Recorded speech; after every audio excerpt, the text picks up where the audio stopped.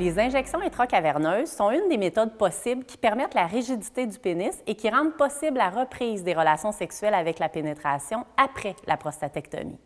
Si vous avez reçu le matériel nécessaire à cette technique, c'est que le dosage a été testé par votre médecin spécialiste. Si vous réalisez que l'érection n'est pas suffisante ou qu'elle ne permet pas la pénétration, vous devez recontacter votre équipe médicale afin de faire ajuster la médication ou le dosage.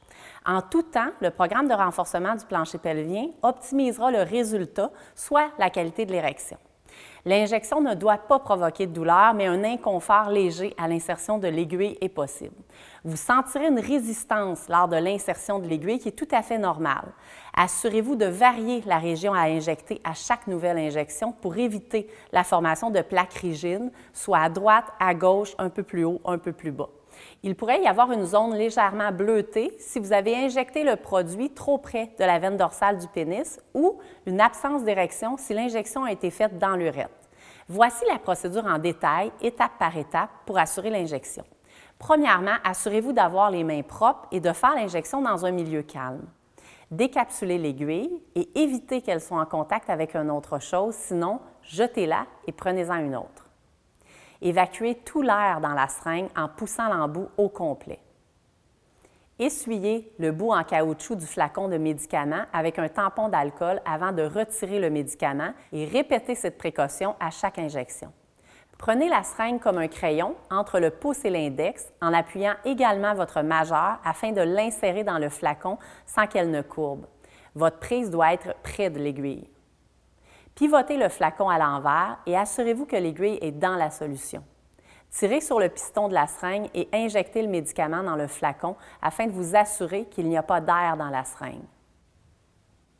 Descendez le piston plus bas que votre dose prescrite et remontez le piston jusqu'à ce que la partie supérieure soit égale au volume de médicament prescrit.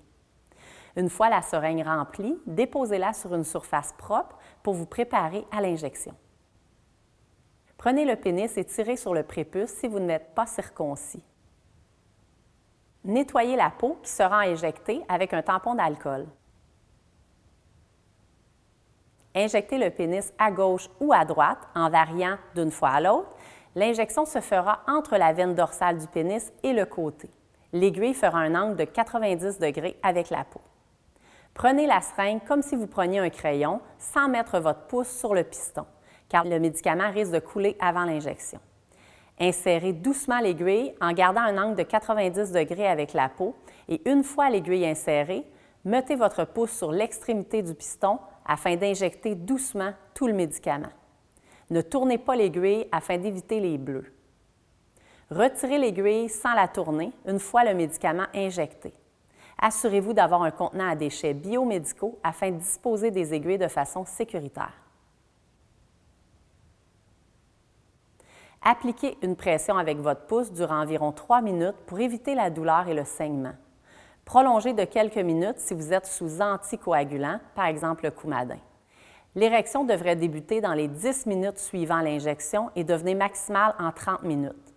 Elle persistera environ 1 heure.